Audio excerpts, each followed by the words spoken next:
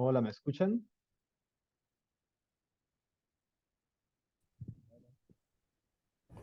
Sí, profesor, le escuchamos. Ah, buenísimo.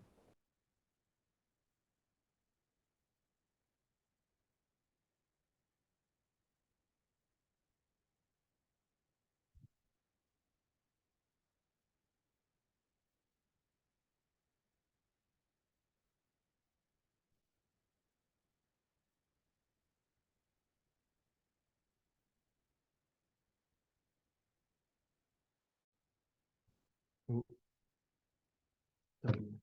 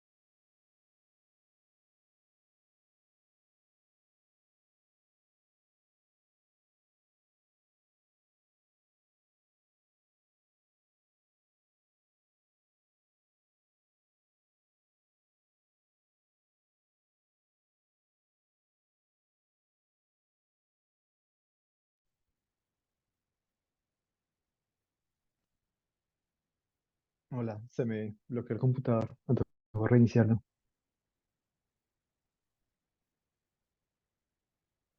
Bueno, mientras llegan los otros, ¿tienen preguntas o comentarios de las clases anteriores?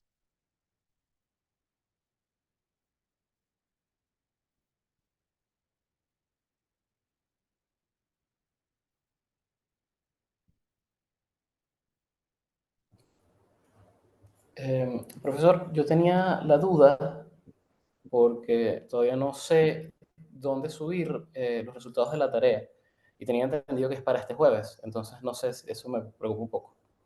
Sí, no, no te preocupes. Lo mejor es que la hubieran enviado ya.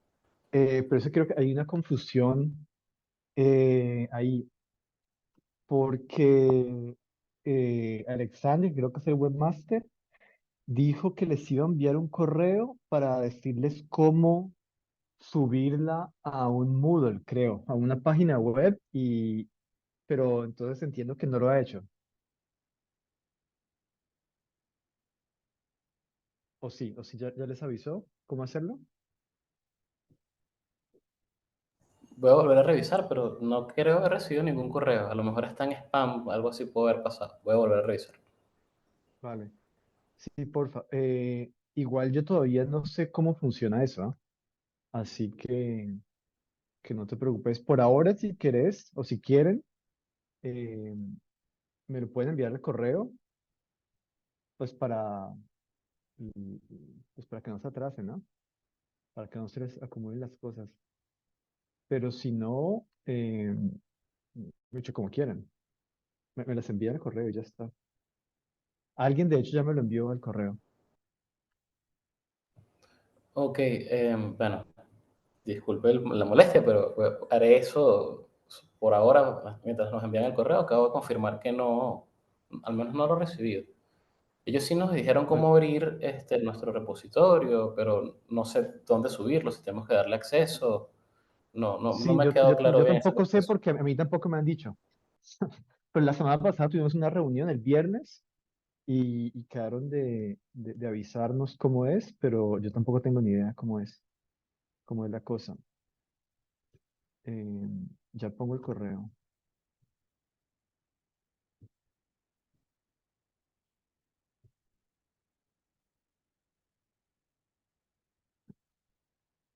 Mira, aquí pongo mi correo.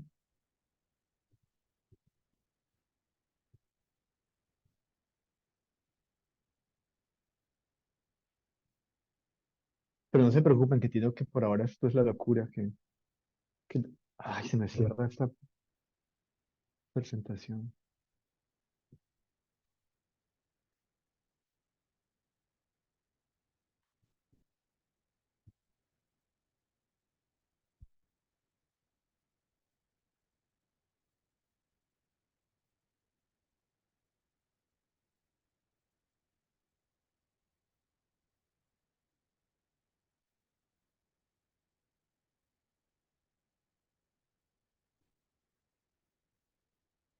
Bueno, comparto pantalla.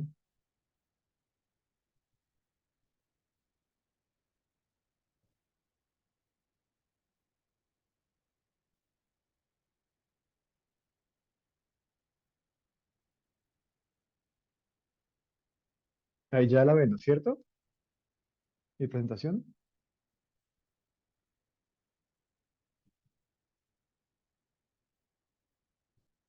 Sí, ¿no? Sí. Ah, listo. ¿Qué hora es? Pues empecemos. Entonces, preguntas si no, del curso pasado. ¿Están siguiendo más o menos? ¿Están perdidísimos? Está facilísimo. Esto se va a poner bueno. Ya verán. Mejor, quiero decir. Pues empecemos entonces. No, pasa la página,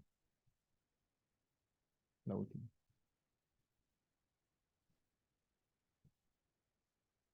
Solo fue la primera o la última. ¿Cómo pasa la página? Ah, sí, ya. Bueno, entonces, mini repaso de lo que vimos la vez pasada. Eh, Hubo varias cosas en las que enfatizamos. Una fue que necesitamos que, digamos, que la física sea, sea independiente del observador, ¿sí? Y independiente del observador, como estamos trabajando en relatividad especial, si quieren, es que sea invariante todo, digamos, bajo Lorentz o en general bajo Poincaré. Lorentz son rotaciones y Poincaré es rotaciones y traslaciones. Como les dije, nos enfocamos en Lorentz porque es más complicado, porque Poincaré, pues las traslaciones simplemente, eh, pues, adicionar un vector escalar. Entonces necesitamos que las ecuaciones de movimiento, que estos EOM, que son ecuaciones de movimiento en inglés, sean invariantes bajo las rotaciones, bajo los cambios de coordenadas, si quieren. Y eso significa que la acción S sea invariante. Y habíamos definido la acción como la integral en el espacio cuadrodimensional de la densidad lagrangiana, ¿sí? Y habíamos dicho que la acción, o sea que las ecuaciones de movimientos invariantes, o sea que la acción es invariante siempre y cuando el lagrangiano o la densidad lagrangiana sea un escalar de Lorentz, o sea que no transforme. Entonces, eso es sencillo. Y vimos varios ejemplos, y son los ejemplos de la tarea. Entonces, como todos la hicieron, por supuesto, entonces esto ya lo tienen súper claro, ¿sí? Entonces, este es el primero, es el caso de una teoría de un campo escalar complejo, el campo escalar phi y el campo y su complejo conjugado, phi estrella. Entonces, el primer término es el término cinético, y la densidad lagrangiana es típicamente eso, cinético menos potencial. Y el potencial es el término de masa, que es simplemente menos m cuadrado por el módulo del campo al cuadrado. Em, entonces, sí, enfatizo que aquí esto es un campo escalar complejo con masa y sin interacciones, ¿sí? Entonces, esto es simplemente piensen, esto sería el equivalente digamos, en mecánica de clase, una partícula con masa que tiene un movimiento lineal uniforme. Tan sencillo como eso, ¿ah? Solo que, bueno, es algún objeto relativista, es un campo cuántico, todas estas cosas. Pero la idea es esta, simplemente un campo escalar complejo con masa. Ya está, sin interacción, cero interacciones. No habla con nada y no siente nada, ninguna interacción, nada. Es el primer término. El segundo de acá es, eh, es un campo vectorial esta vez. Es como electromagnetismo, es un fotón, si quieren. Es equivalente a un fotón. Simplemente es el término escalar, el término, perdón, el término cinético. El término cinético como en electromagnetismo es menos un cuarto de F mu al cuadrado. F mu es el tensor ¿cómo se llama? El tensor, Faraday. no me acuerdo cómo se llama. ¿Sí? Ah, de Faraday creo que se llama. ¿Cómo se entendí? Sensor de Faraday creo que se llama. Sí, es posible, no me acuerdo. Sí, gracias. Que es simplemente de mu a nu menos de nu a mu, antisimétrico. Y es si quieres un fotón, no tiene masa, entonces por eso no tiene término de masa, no tiene término de interacción y ya está. Entonces esto es lo que vimos en la tarea. Ay, listo para abajo. Vimos el teorema de Noether, ¿ah? Que es lo mismo de mecánica clásica.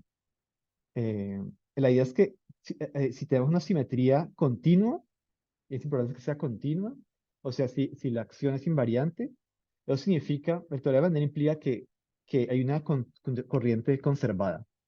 ¿Sí? Entonces la corriente conservada, acuérdate, puede ser la energía, puede ser el momento lineal, puede ser el momento angular, en el caso de transiciones temporales, espaciales o rotaciones.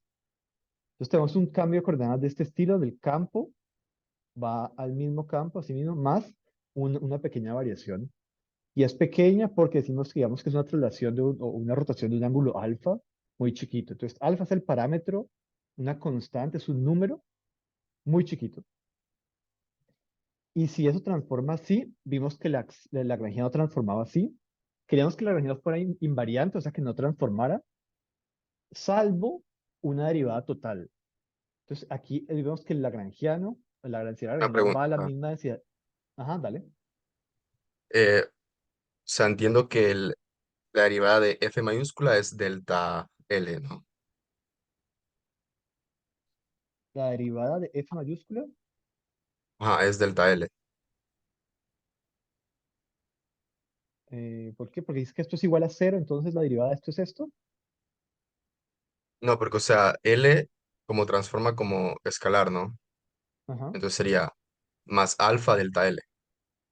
Ya, sí, sí. Sí, entendí, perdón, he entendido delta f. Sí, ajá. Ah, entonces entiendo que L es como un escalar, entonces el delta L es un escalar también. Pero la Sí. derivada de F es un vector, ¿no? No, porque Entonces, acuérdate que esto es la notación de Einstein, o sea que estamos sumando sobre estos, entonces ya no es un vector. o sea, yo pensé que era la componente de... Ok, No, ok, no, no, sí. aquí siempre, sí, esto ya no lo estoy poniendo nunca. Aquí no traje la tableta, entonces me toca así con el mouse. Aquí hay una, una integral, una suma, perdón, sobre mu. Entonces esto ya no es un vector. Y esto fue lo que vimos la vez pasada. Esto es, acá están un término que se anula, que es simplemente las ecuaciones de movimiento, que es sí, bueno, revisé lo que vimos la vez pasada. Hicimos exactamente esto. Y vimos que esta corriente que se conserva tiene esta forma. Tiene exactamente esta forma de acá. Justamente, este era el término que te decía. Es cuando haces la transformación, te sale esta parte de acá más este término de acá, que son las ecuaciones de movimiento. Entonces, esto es exactamente cero. ¿Sí? Entonces, esto decimos que encontramos que hay una corriente conservada. ¿Sí? O sea, que la derivada de esta forma de la corriente J es cero. Y a cada corriente se le puede encontrar una carga, coger la componente cero, simplemente la componente temporal, y se integra en el volumen, y eso es lo que se llama la carga. ¿Y por qué se llama carga? Porque uno puede demostrar, y lo hicimos en la clase pasada, que la derivada temporal de Q es cero. O sea que Q no depende del tiempo, y si no depende del tiempo, es algo que se conserva. que se conserva en el tiempo. ¿Mm? Entonces el teorema de Mendel es súper importantísimo, que lo vimos la vez pasada. Una consulta, cómo es que se llega Dale. A J mu a la corriente conservada? ¿Por qué esto es conservado o por qué se construye J de esta forma? La construcción más que nada. ¿Por qué se construye? Eh, pues fue exactamente lo que vimos la vez pasada. Entonces es simplemente hacer la transformación al lagrangiano. Y vimos que se transformaba de esta forma más, más esta parte de acá. Te salía este término y acá no lo pongo porque ese término es cero. Entonces de esa forma es que se hace la- la derivación del J. Pero revisar las notas, lo que vimos la vez pasada, que ahí creo eh, que eso responde exactamente a tu pregunta. ¿Por qué J tiene exactamente esta forma? ¿Sí, Jacqueline? Sí, podría recordarme que era F. Ah, F. Viste la tarea, jaja, creo. Estoy en eso. F, sí. Es que creo que haciendo el ejercicio, uno encuentra exactamente qué es F. Entonces, F sale al hacer la transformación. Vamos a esta cosa de acá. No. ¿Dónde sale? Está en lo de la vez pasada. Lo que tienes que hacer es hacer la transformación, tienes el lagrangiano y calculas cómo transforma el lagrangiano. Entonces haces exactamente, sí, bueno, haces exactamente esto de acá.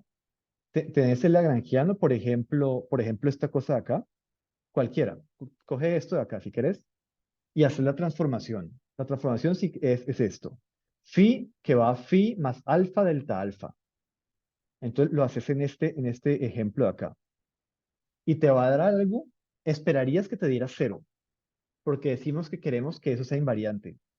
Pero haces y no te va a dar cero, te va a dar una cantidad. Y esa cantidad que te da es esta cosa de acá. Eso es alfa por delta F. Ah, ok. Decís Entonces, eso no te da cero, pero decís no es grave porque puedes verificar que esa cosa que no te da cero es una derivada total. Y como es una derivada total, eso se te va a anular, es un término de frontera y se va a anular. Entonces ahí encontrás que es alfa delta F y puedes saber cuál es F. Y cuando tenés ya F, pues lo pones en esta fórmula acá que encontramos la vez pasada y tienes la corriente. entonces tengo que hacer esta misma transformación o como la que Sí, sale en la tarea, porque en la tarea era diferente, pero me imagino que sí es esta porque es sí, no, muy son chiquitito. ejemplos. Sí, esto lo que quiero decir es que una transformación infinitesimal. Pero Ujú. claro, la transformación depende de la simetría. O sea que para la tarea tendríamos que usar la transformación de la tarea, reemplazo eso en la densidad Sí, lagrangiana y ya haciendo eso ya me tendría que dar este término F. exactamente. Entonces, uno lo que hace es, tiene un lagrangiano cualquiera, este de acá, por ejemplo, y decís, esto tiene una simetría. Entonces, tienes primero que identificar la simetría. Cuando tengas la simetría, hacer la simetría, digamos, diferencial. Porque aquí no puedo escribir bien porque se me quedó el bicho de esto. Esto supongo que es phi, debe ir a phi más una fase, ¿no es cierto? Más perdón. Esto es una a la i por un ángulo teta. Ujú. Entonces, esto es la transformación. Si no hace esta transformación, esto es invariante.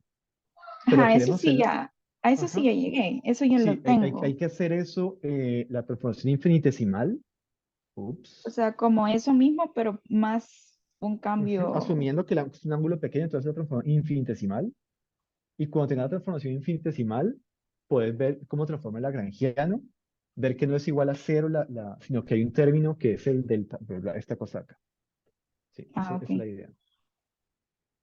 Ok, ok. Listo, Gracias. vale. Sí, ¿Sergio? profesor, sí, yo tenía una duda justamente ahí.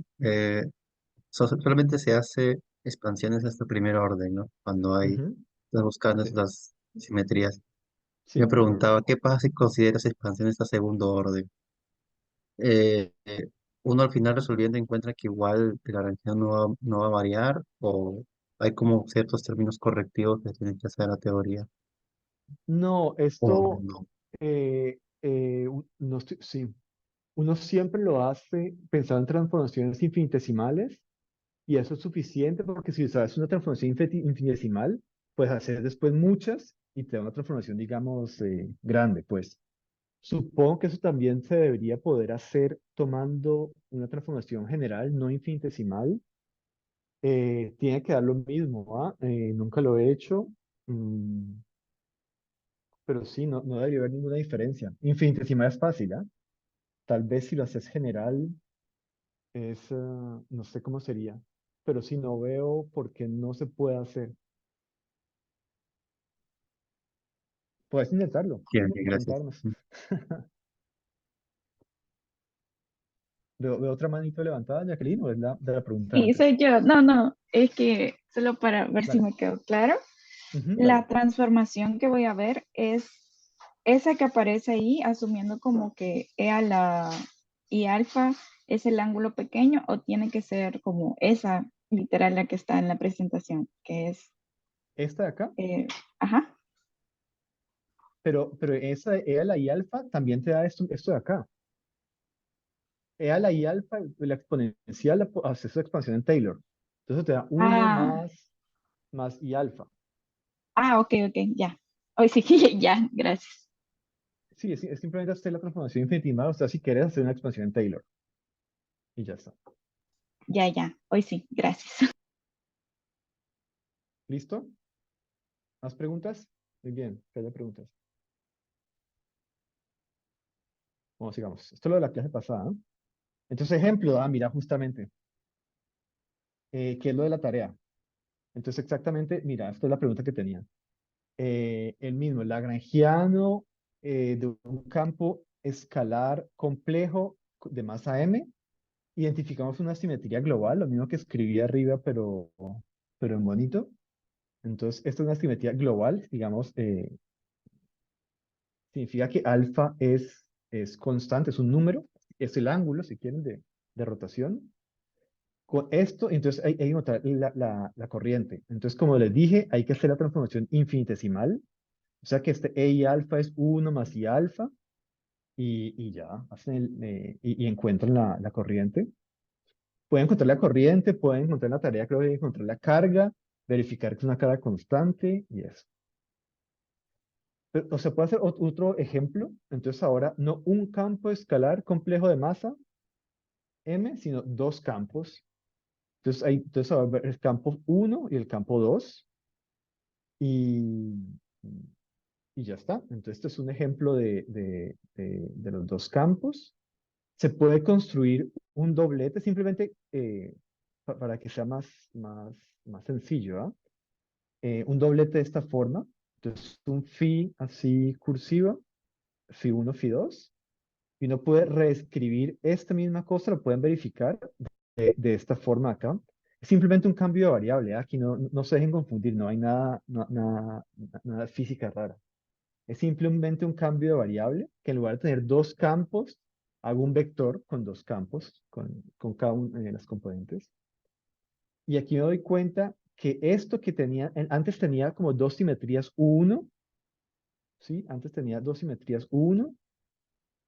Al reescribirlo así, puedo encontrar una simetría, una sola, pero SU2, donde el campo phi, así cursivo, transforma de esta forma, donde los teta i son los mismos ángulos de antes, y los phi i, y los sigma i, perdón, son las matrices de Pauli.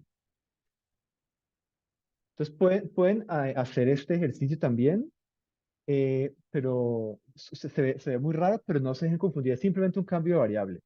Un cambio de variable raro, si quieren, pero es un cambio de variable nomás. En lugar de tener dos, phi1 y phi2, lo meto en un vector de dos componentes y ya está, ¿vale? Eh, Entonces, esto era Aquí él conta más de ajá. uno a tres, ¿no? Sí, sí. Típicamente, si pongo índices así latinos, IJK, es de 1 a 3. Si pongo índices griegos, mu, nu, es de 0 a 3 o de 1 a 4. Sí, pero acá son tres matrices de Pauli. ¿Ya? Hay tres matrices de Pauli, entonces es así. Revisen estos, si saben hacer el 1, saben hacer el 2, porque es dos veces lo mismo. Es exactamente lo mismo, pero con dos campos. Esta es la repetición de la repetidera. Pero se puede reescribir de esta forma, eh, digamos, audaz y ver que no hay una simetría U1, sino una simetría SU2. eh, ya está. Entonces, este es un ejercicio. Igual, otra vez les digo, lo que pongo aquí como ejercicios en las diapositivas es para que ustedes los hagan, ¿ah? Los hagan, se convenzan, son como pasos intermedios, pero creo que son importantes para convencerse pues, de lo que estamos haciendo. Listo. También vimos la formulación hamiltoniana. Igual que en mecánica clásica, uno lo puede hacer todo en la formulación hamiltoniana o lagrangiana. Para definir la formulación hamiltoniana hay que definir el momento conjugado. Y básicamente el momento conjugado pi es como en mecánica clásica, que es la derivada de lagrangiano con respecto a la velocidad. El punto significa derivadas temporales. Y cuando he definido el momento conjugado, puedo definir el hamiltoniano o la densidad hamiltoniana, que es básicamente el momento por la velocidad menos el lagrangiano. Y así defino la densidad hamiltoniana. Y el hamiltoniano es la integral espacial de la densidad hamiltoniana. Eso lo habíamos visto la vez pasada. Y creo que hemos visto también este ejemplo. Tenemos otra vez el lagrangiano, esta vez el campo escalar eh, eh, eh, sí, sí, real, perdón, ya no es complejo sino real. Es el campo phi de masa m, igual sin interacciones por ahora.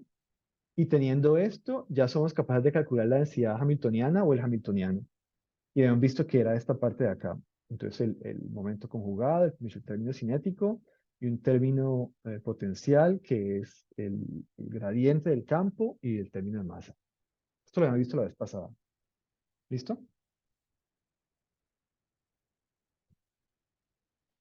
Y después nos hemos visto metido en la cuantización del campo escalar libre. ¿Por qué libre? Porque todo lo que hemos visto hasta ahora es libre. ¿Ah? Solo tenemos términos cinéticos y términos de masa. No hay ninguna interacción ni con el campo mismo, ni autointeracciones, ni interacciones con otros campos. Incluso en el ejemplo que vimos antes, en que había varios campos, aquí hay dos campos, ellos no interactúan. Entonces, por ahora no hemos visto nada de interacción. Entonces, estamos viendo solo campos escalares y escalares libres. Entonces, ¿se acuerdan cómo los cuantizábamos? Espero. Entonces, lo que hacíamos era, tomamos la transformada de Fourier. Había, del campo escalar, habíamos notado las ecuaciones de movimiento. Y dijimos que esas eran las ecuaciones de Klein-Gordon. Es simplemente las ecuaciones de movimiento del campo. Entonces, lo que hacíamos para cuantizar era, teníamos esto y nos íbamos a el espacio de Fourier, que es una transformada de Fourier. Entonces, y esto veíamos que para hacer la cuantización, al hacer la cuantización damos cuenta que eso se podía interpretar como una superposición de infinitos osciladores armónicos de una frecuencia omega dada por esta ecuación. Entonces, la frecuencia, que es básicamente la energía, es la raíz cuadrada del momento lineal al cuadrado más la masa al cuadrado, como la fórmula de Einstein, ¿ah? de la energía. Entonces, igual que mecánica clásica, igualito, y mecánica cuántica. Entonces, para cuantizar este campo, el campo phi, que depende del tiempo y de la posición, uno lo que hace es cuantizar osciladores.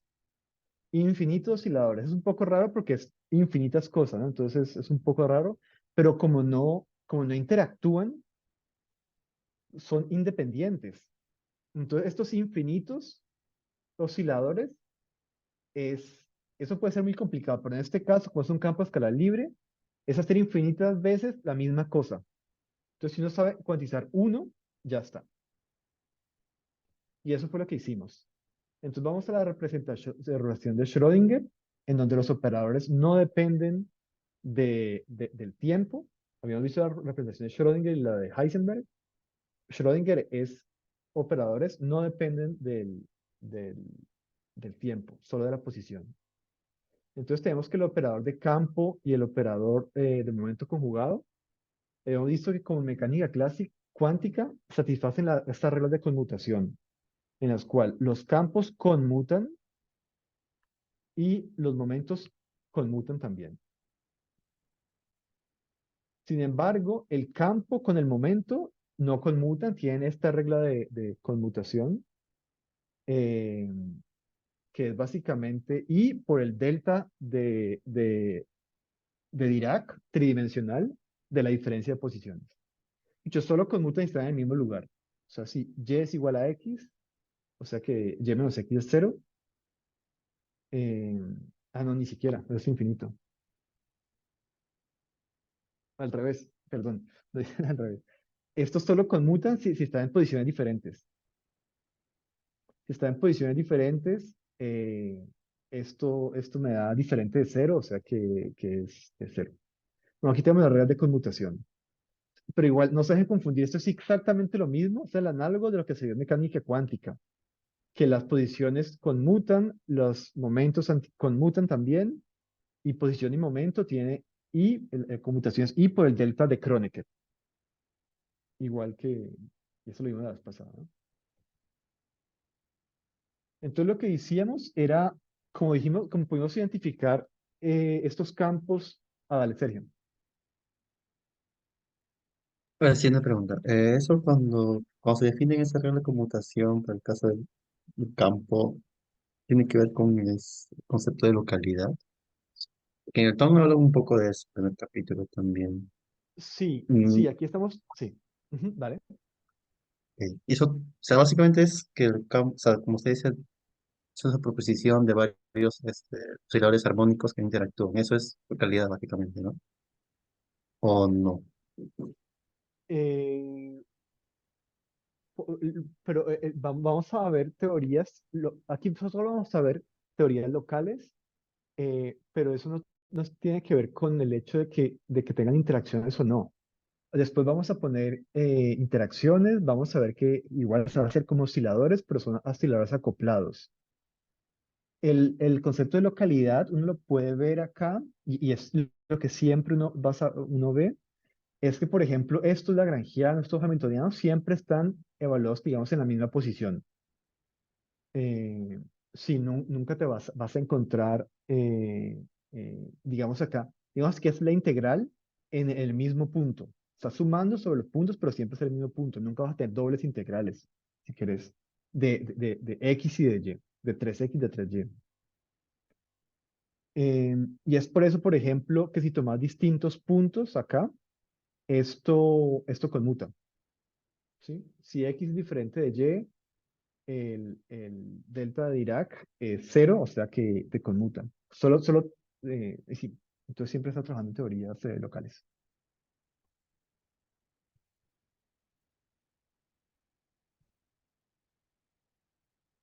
Entonces, ¿listo?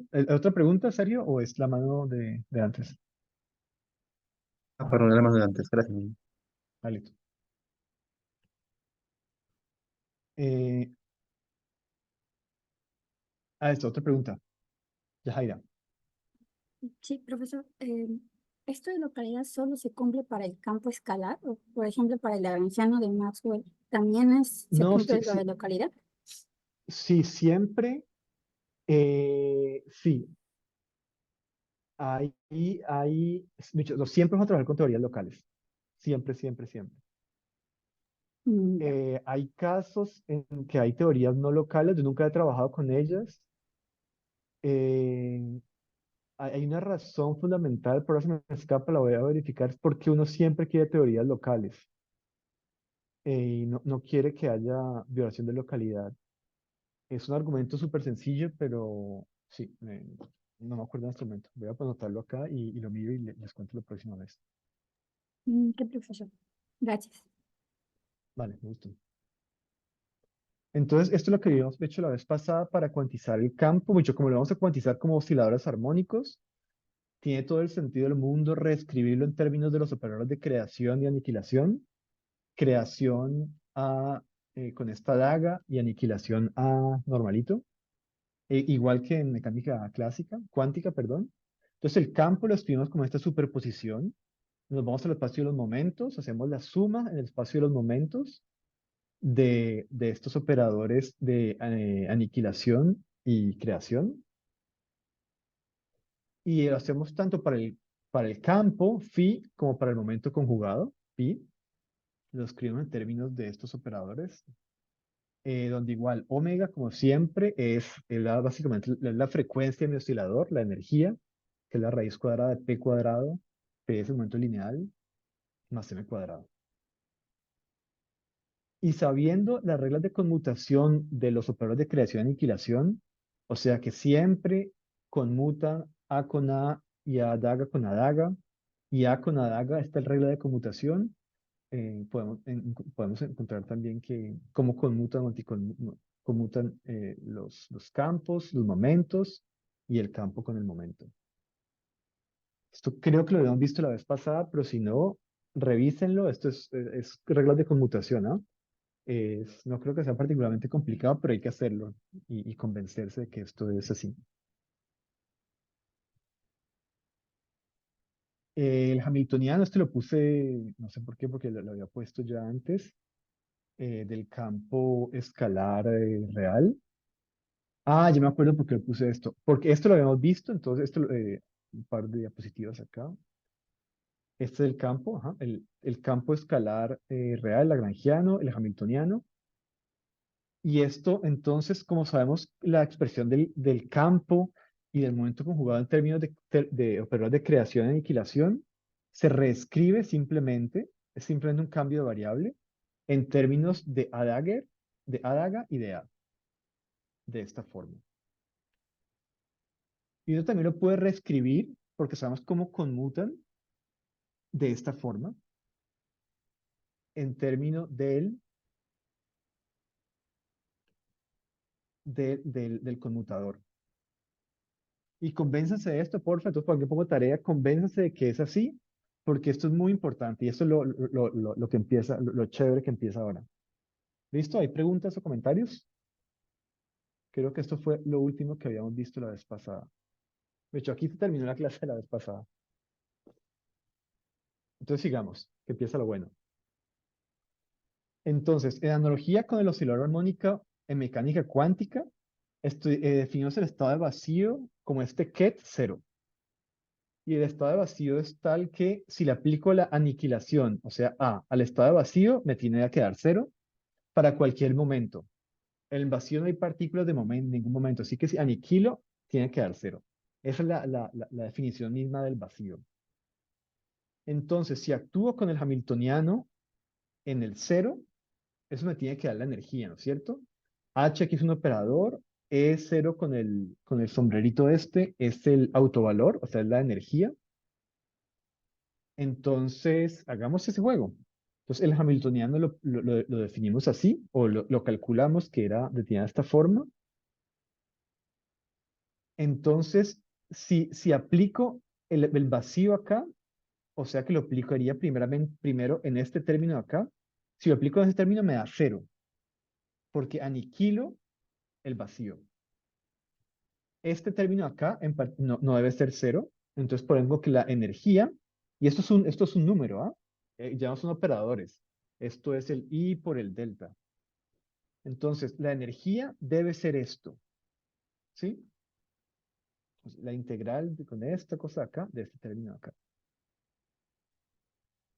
Pero el punto es que yo sé cuánto vale este conmutador, y este conmutador es el 2pi cubo por el delta de la diferencia de los momentos.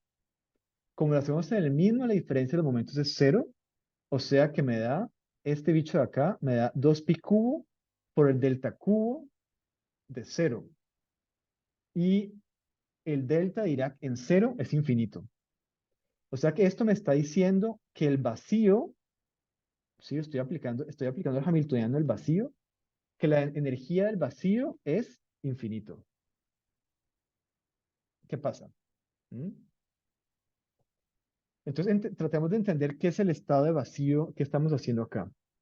Entonces dijimos que la energía, o sea, el autovalor del hamiltoniano, era este bicho de acá.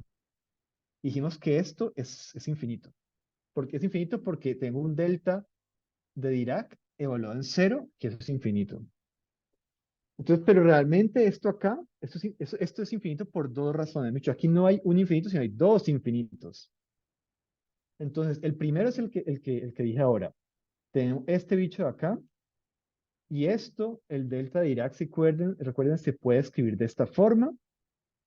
Y el límite en que el momento es cero, porque es el delta de cero, o sea, cuando el momento es cero, esto me da la integral del volumen. Una integral de 3 de X, esto es el volumen. Entonces aquí lo que estoy realmente calculando es el volumen del universo. Y esto digo que es infinito simplemente porque estoy integrando en R cubo. A ver si puedo poner acá el R. En R cubo. Aquí estoy asumiendo que el universo es infinito. Estoy integrando sobre todo el universo, una integral espacial. Estoy calculando el volumen del universo. Y por supuesto, si asumo que el volumen es, que infinito que el universo es infinito, estoy asumiendo en R3, entonces voy a tener una divergencia. ¿Sí? Es lo que llaman diferencia infrarroja, o sea, IR, infrarroja. Es infrarroja porque estoy hablando de distancias grandes, de volúmenes grandes, y una distancia grande corresponde a una energía pequeña, entonces infrarrojo. Entonces, este problema, esto ni siquiera es claro que sea un problema, pero te estoy diciendo, esto es infinito porque asumo que el universo es infinito, pero yo no sé el volumen del universo, y de hecho el volumen del universo no es un observable. Nunca vamos a saber cuál es el volumen del universo. Si el universo fuera finito, aquí no tengo esta divergencia, porque la integral de eso sería el volumen, digamos, físico del universo. Entonces, lo que tenemos que hacer para resolver este problema es tomar, por ejemplo, no un universo infinito o pensar en un subconjunto de este universo, que así sea infinito, puedo pensar y pensar, por ejemplo, en términos no de la energía total, sino de la densidad de energía. Si el universo es infinito, cualquier cantidad, digamos como la energía, la entropía, va a ser infinita, simplemente porque estoy integrando sobre un volumen infinito. Entonces uno lo que hace es pensar en densidades. Así la energía del universo fuera infinita, la densidad de energía no tiene por qué serlo, ¿no? Porque puedo dividir por el volumen también y ya. Entonces lo que vamos a hacer, ya no voy a pensar la energía total, sino la energía sobre el volumen, o sea, la densidad de energía. Y al pensar en la densidad de energía, me quito de encima este término de acá, este infinito me lo quito de encima. ¿Por qué? Porque divido por él. Entonces, esto es un truco que sirve si el universo es finito o infinito. La idea física detrás de esto es, no sabemos cuál es el volumen del universo, ni lo vamos a poder saber nunca. No hay forma de saberlo. Entonces, pensemos en cantidades, digamos, locales, como una densidad de energía. Entonces, ahora trabajamos con densidad de energía. ¿Cuál es la densidad de energía del universo? Pues este mismo bicho de acá, lo que tengo acá, pero quitándole el volumen. Y esto también es infinito, lo siento. Simplemente hago un cambio de variable acá, entonces el omega lo escribo como la raíz cuadrada de p cuadrado más m cuadrado. Y esta integral acá veo que depende solamente del módulo. Entonces hago un cambio de coordenadas como coordenadas esféricas. En lugar de integrar en esferas, en lugar de integrar sobre los dos ángulos y el radio, integro sobre el radio solamente, pongo r cuadrado y el coseno del ángulo, bla, bla. Un cambio de coordenadas a coordenadas esféricas. Ya no en 3 dimensiones, sino en una dimensión. Sí, es cambio, no se dejen confundir, el cambio de variable nomás. Y veo que esta cosa acá también va a ser infinito. ¿Por qué? Porque integro sobre todo los momentos, sobre todo los módulos de los momentos. Y cuando esto va a infinito, esto es infinito. O sea que esto también es infinito. Entonces, esto es una divergencia a momentos grandes, o sea, a energías grandes, Entonces se llama una divergencia ultravioleta. Entonces acá, ¿qué hacemos para controlarlo? Entonces, una es que dijimos que esto es infinito porque integramos hasta energías infinitas. Y eso no siempre tiene sentido. Uno típicamente no puede integrar hasta energías infinitas porque uno no sabe cómo se va a comportar la teoría a escalas muy grandes. Por ejemplo, la escala más grande de energía que uno puede tener para, ponemos para las partículas fundamentales es la masa de Planck, que es como 10 a la 18 gigaelectronvoltios. Es una cosa muy grande, pero no es infinito. Entonces uno puede siempre en la teoría o típicamente introducir escalas que me van a regularizar estos problemas. Entonces es tan fácil. Entonces es simplemente digo, no puedo integrar hasta infinito porque mi teoría tal vez no sea válida al estar infinito. Por ejemplo, el modelo estándar de física de partículas no es válido hasta el infinito. Entonces, en el modelo estándar, este tipo de divergencias no existen, porque no puedo decir que conozco mi teoría hasta infinitas energías, infinitamente grandes. Entonces, uno típicamente puede introducir un corte, o sea, una escala máxima hasta la cual la energía, la teoría es válida y ya está. Eso por un lado. Pero por otro lado, recordemos que los observables son típicamente diferencias de energía, como en el átomo de hidrógeno, ¿se acuerdan? Uno lo que mide en el átomo de hidrógeno son las diferencias de las energías, del estado fundamental al estado 1, al 2, al 3, y eso es lo que uno mide. Entonces, si uno mide diferencias de energía, uno no le interesa cuál es la energía fundamental, porque siempre estoy midiendo con respecto a, estoy midiendo diferencias. Entonces, como en el átomo de hidrógeno, bueno, en el átomo de hidrógeno la energía de vacío no es cero, el mínimo no es cero. Pero piensen así, entonces uno mide típicamente diferencias de energía y lo que quiere es que esas diferencias sean finitas. Entonces, así el estado fundamental tenga una energía infinita, olvidémonos de eso. Si pienso en diferencia de energía, estamos bien.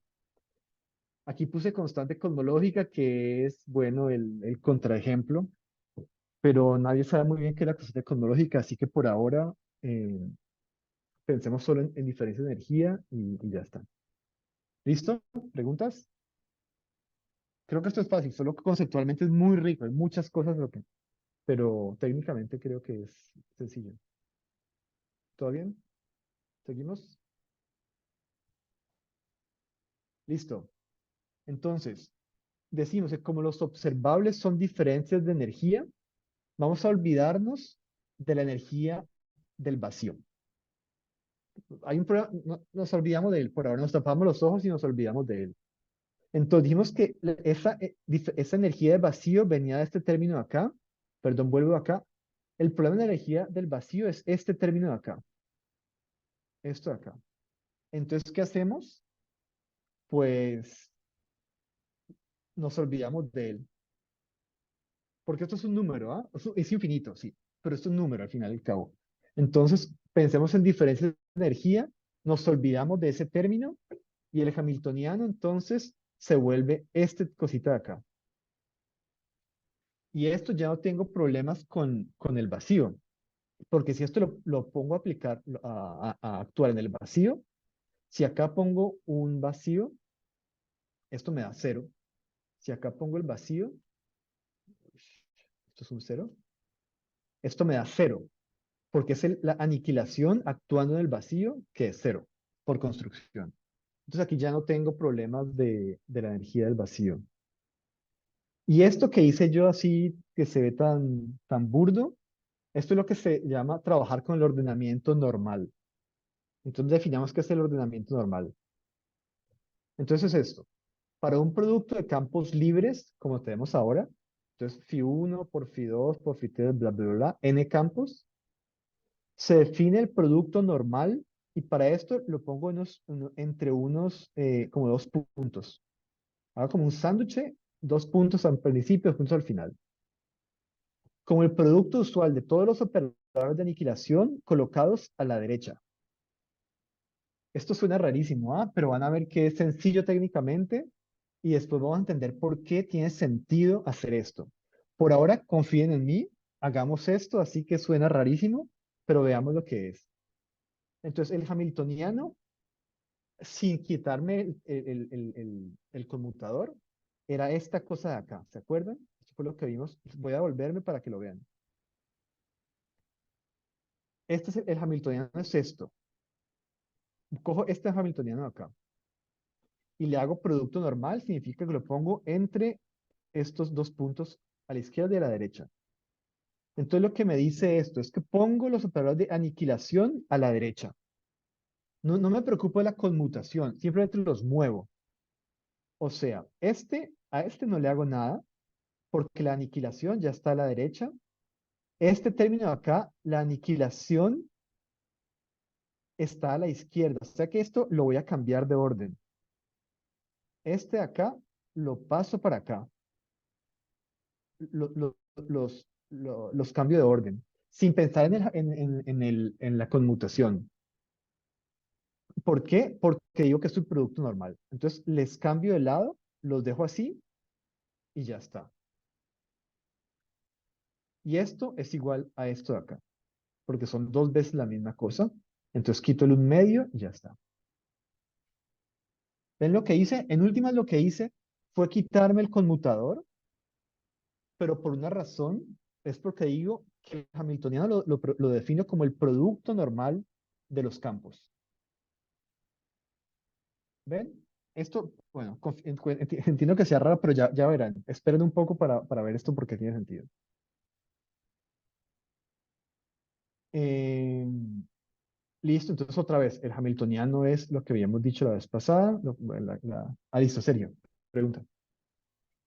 O sea, ese ordenamiento normal es una forma de no trabajar con los infinitos, ¿no? Supongo que por eso lo definen. O, Mm, vamos a ver que el producto normal tiene mucho que ver con el ordenamiento temporal. Entonces, si lo ves como ordenamiento temporal, ya tiene sentido. El ordenamiento temporal, lo vamos a ver ahora, es que primero pones a actuar los operadores, mucho lo que pasa primero. Es simplemente no aplicar toda la loca, sino lo que pasa primero en el tiempo, lo aplicas primero, después aplicas el que pasa después, eso. Y vamos a ver que hablar de ordenamiento normal o de ordenamiento temporal es exactamente lo mismo. Por ahora es cierto que lo estamos poniendo para evitarnos el infinito, pero vamos a ver que esto que por ahora parece que lo pusiera totalmente a mano, tiene un significado físico profundo y vamos a ver por qué eso tiene que ser así. Pero sí, hasta este momento lo que estamos haciendo es quitarnos el infinito del estado fundamental. Pero espero que después quede claro por qué se hace esto y por qué tenemos que hacer esto, de hecho. ok, ok. Y cuando se refiere ahí para un producto de campos libres, ¿se está refiriendo a que mi densidad lagrangiana va a aparecer un producto de esos pi uno, pi 2, pi 3, pi n? ¿A eso se refiere con un producto de campos libres? No, campos libres porque hasta ahora hemos trabajado solamente con campos libres sin interacciones. Entonces, sí, poner campos libres, después va a haber una diferencia. Por ahora no, porque para nosotros todos los campos son libres. Solo hemos visto campos libres. Claro, solo que como pone para un producto de campos libres, me da a mí a entender que en la reminencia lagrangiana ahora va a haber términos en los cuales va a estar como que acoplado el phi 1 con phi 2, phi 1 con phi Sí, n. esto ¿A lo eso se vamos a refiere, hacer no? después. Sí, sí, exactamente. Ok, Sí, vale, vale. Ok, ok. sí. Por ahora Gracias, eso no José. significa nada porque es lo único que hemos visto, pero esto después se va a complicar sufriremos con estos campos cuando no son libres, pero no hoy. Eh, un par de cosas más, siguiendo con el hamiltoniano. ¿Se acuerdan el hamiltoniano de esta forma? Como ya tenemos este hamiltoniano de esta forma, uno puede mostrar cómo conmuta el hamiltoniano con el operador de aniquilación y el operador de creación. Y porfa revisen que esta es la regla de conmutación. Hamiltoniano con creación y hamiltoniano con aniquilación.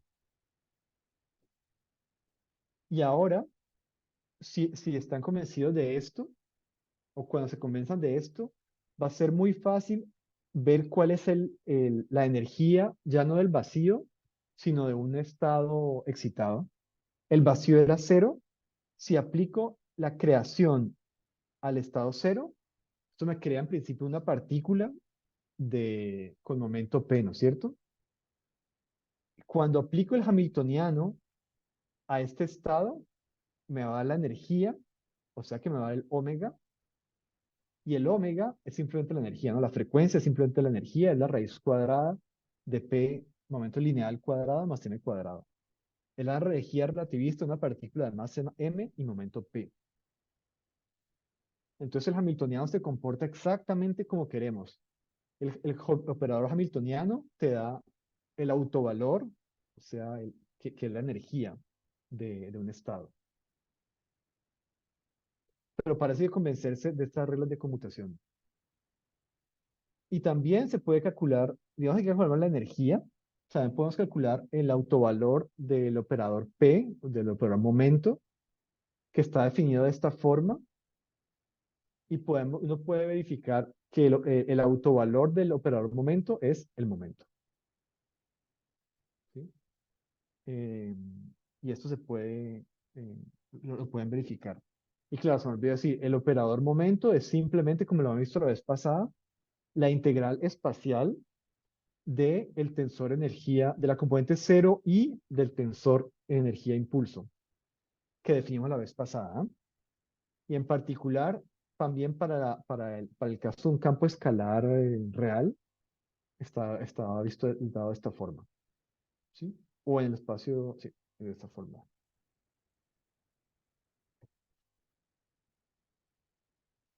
Entonces, esto es chévere que lo verifiquen simplemente para convencerse de que es así.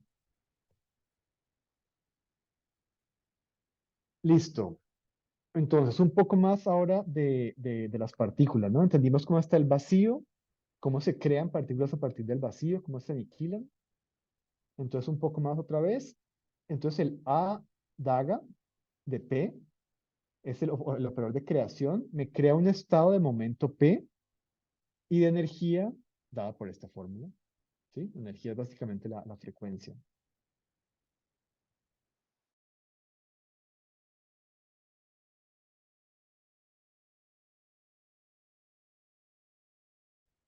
Y creación dado como una partícula de momento lineal P y de energía EP. Y entonces lo mismo que hicimos justamente antes, me devuelvo, que es calcular la energía del primer estado excitado.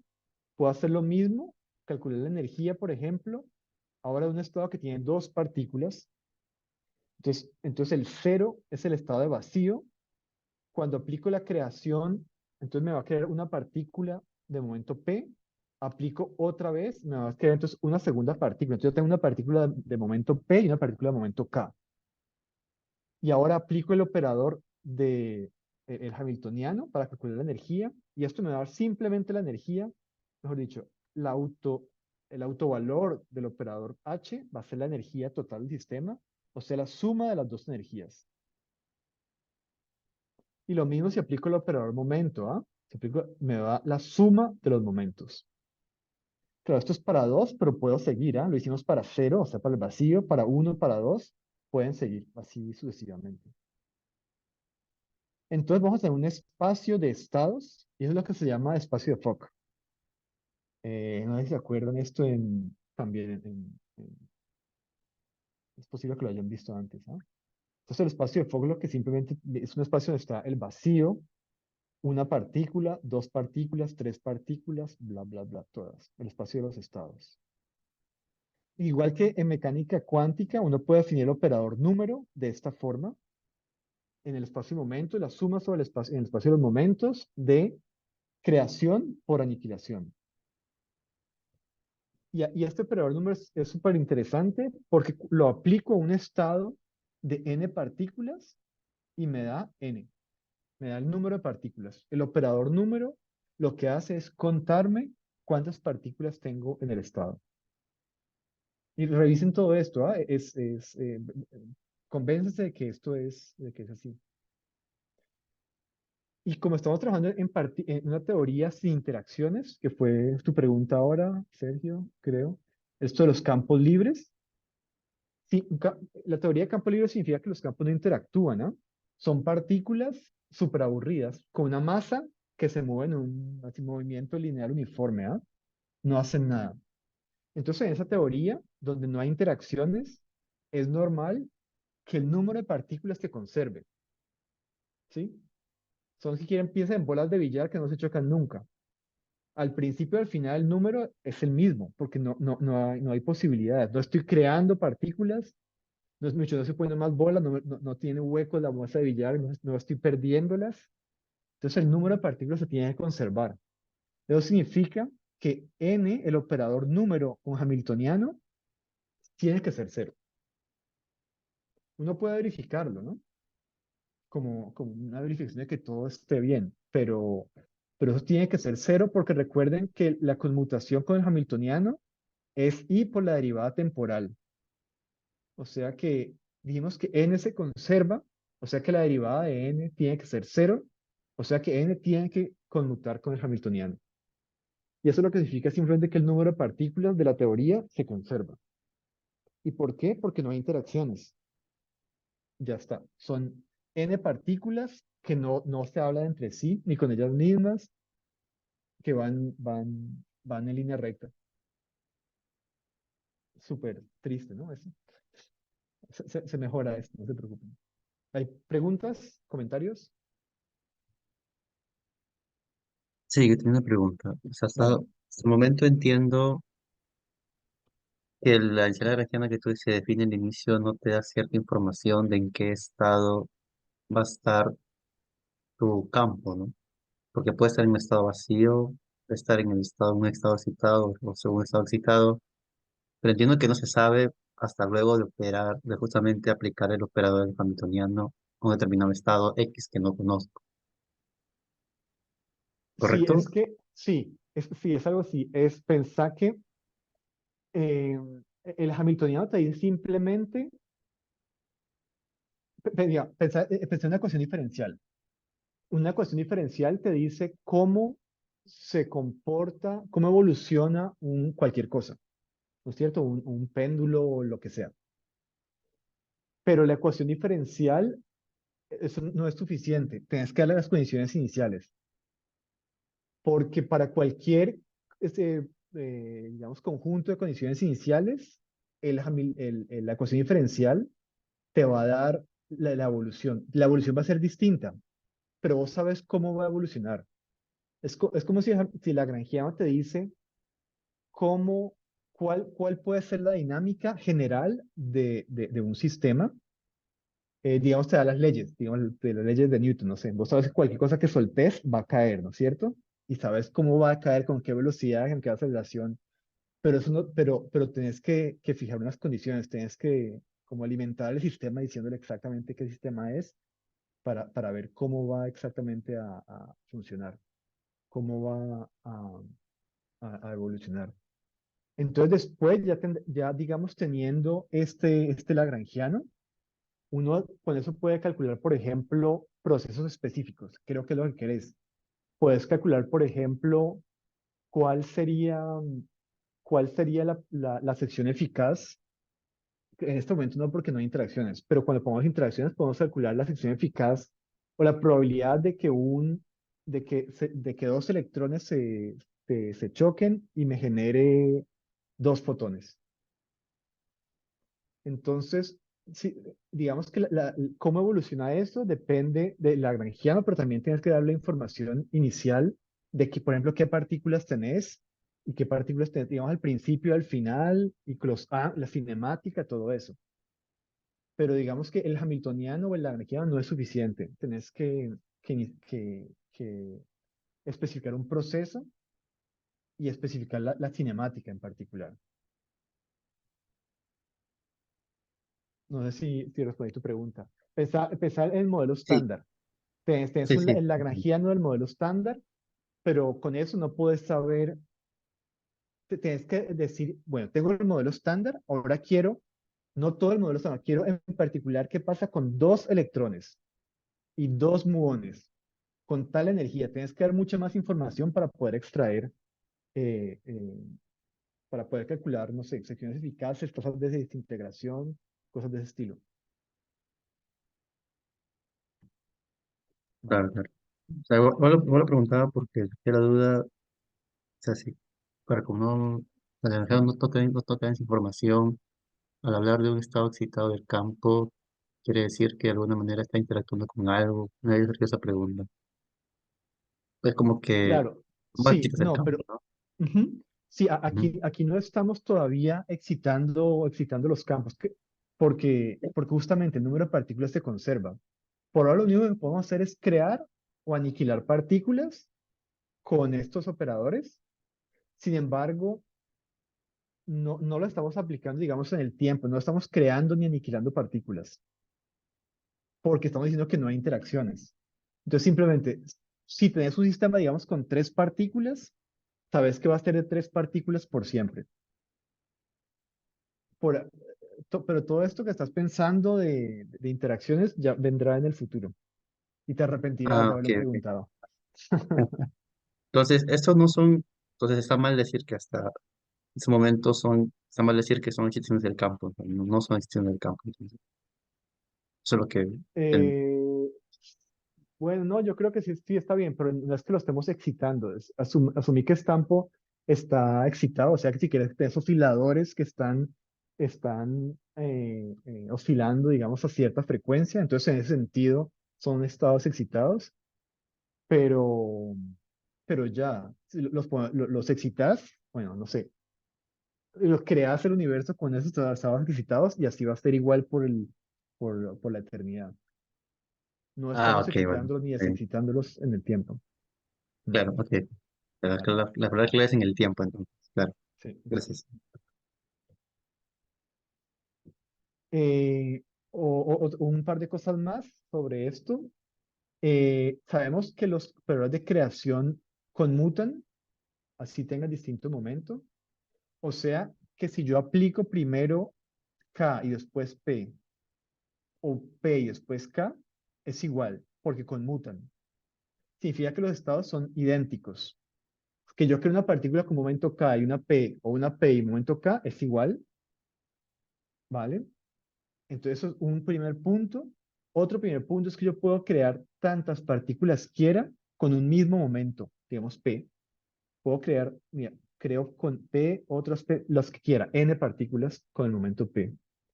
Y eso significa que las partículas tienen que ser bosones. O sea, que estamos trabajando con campos escalares, con campos de Klein-Gordon. O sea, que estos campos de Klein-Gordon son bosones de spin, tienen que ser entero, con un bosón. ¿Por qué? Porque los estados son idénticos, digamos lo que vemos acá, y porque puedo poner tantas partículas con el mismo estado como quiera. Aquí no hay exclusión de Pauli. O sea que estos no pueden ser fermiones, tienen que ser bosones. Y eso se puede verificar, ¿ah? Yo calculamos el hamiltoniano, calculamos el momento lineal, el operador. Podemos también calcular el momento, el operador de momento de rotaciones, de momento angular. Y puedo verificar que si aplico el momento angular, si calculo el momento angular a un estado excitado, me va a dar cero. Significa que eso es del spin cero. Esto es el operador de spin. No vamos a construirlo acá, pero con lo que saben, ya podrían ustedes construirlo, ¿ah? Con este operador, la matriz el tensor de energía momento. Ahora, no vamos a hacer mucho más porque nos vamos a enfocar por ahora en el campo escalar. Entonces, es un campo en el que el spin siempre es cero y ya está. Pero es importante tener esto en cuenta. Aquí, digamos que demostramos que por lo menos tienen que ser bosones, porque son estados idénticos, o sea, porque la creación conmuta y porque puedo crear tantas partículas como quiera, tantas partículas idénticas como quiera, que no es el caso de los fermiones. Aquí no hay principio de exclusión de Pauli. Una cosa más. ¿Listo? ¿Preguntas? Normalización. Escogemos, esto es realmente una escogencia, que la norma del vacío sea uno, ¿sí? O sea que el bra proyectado en el KETS tiene que ser uno. y denotamos el estado de una partícula 1, de una partícula, del momento P, de esto P, y vemos, y sabemos que si queremos crear la partícula de momento P, hay que aplicar el operador de creación de momento P en el vacío. Pero aquí debe haber una normalización, ¿ah? Entonces la pregunta es, ¿cuál debe ser esa normalización? Así que ya pongo no sé, lo que sea, una constante ahí, C. Es que ya no puedo escribir sin esto. Una constante C. Ah, no sale. Bueno, una constante. Entonces, ¿cuál es la normalización? Vale. Entonces, la normalización apropiada es esta de acá. ¿Sí?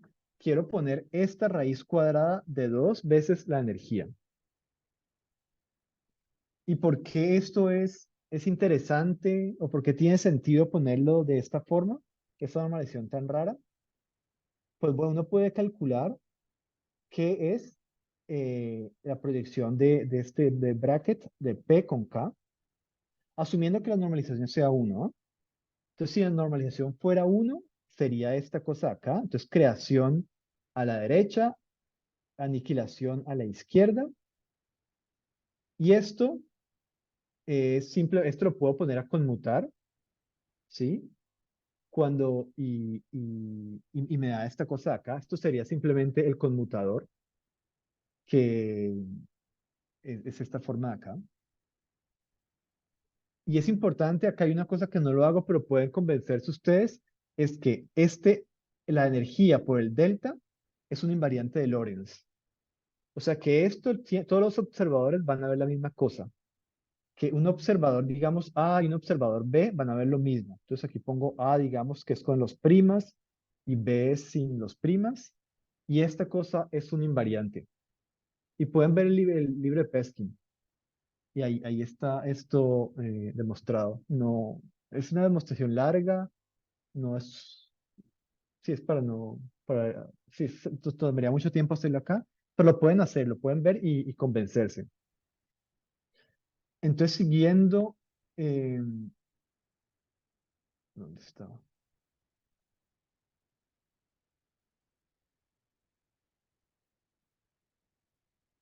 Mm, ujú, sí, entonces claro, entonces es interesante definirlo de esta forma, perdón, porque al hacer este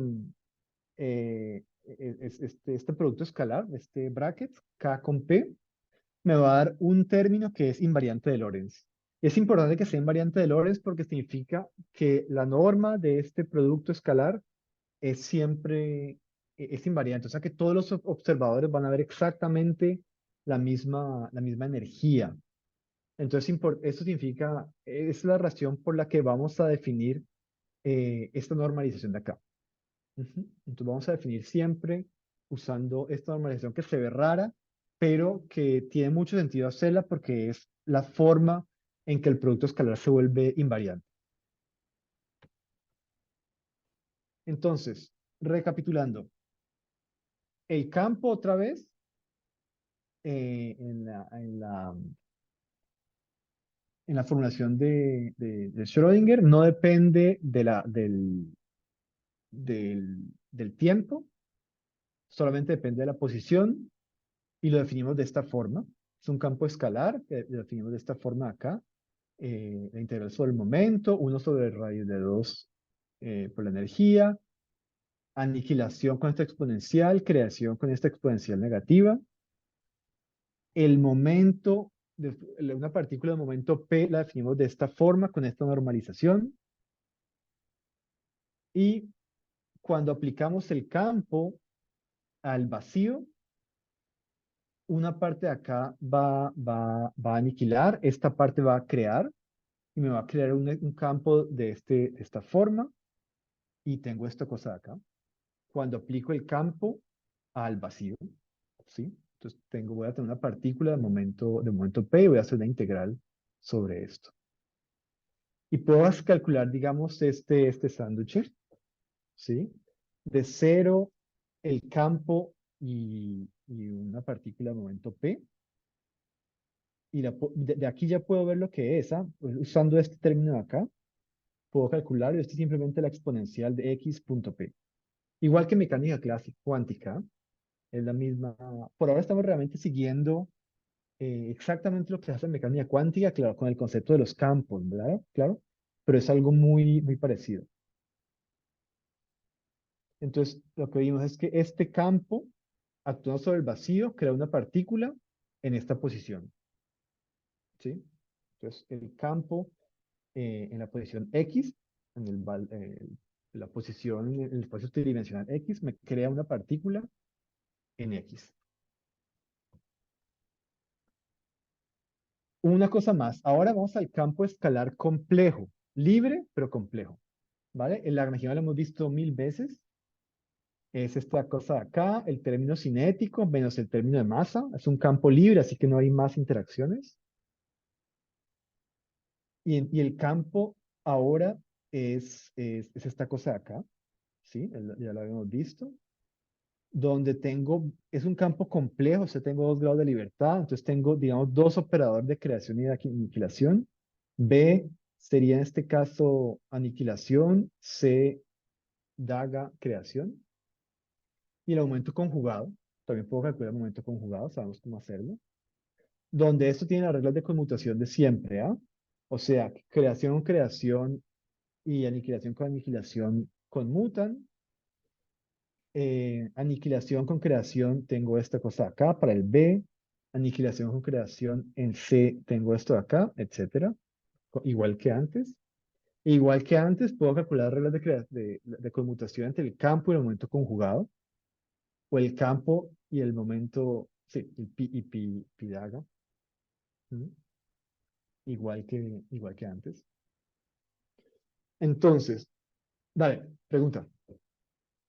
Profesor, ¿por qué cuando tienes un campo escalar complejo, las amplitudes, que son los operadores de creación y aniquilación, tienen valores distintos? Porque en el escalar es el mismo operador, ¿no?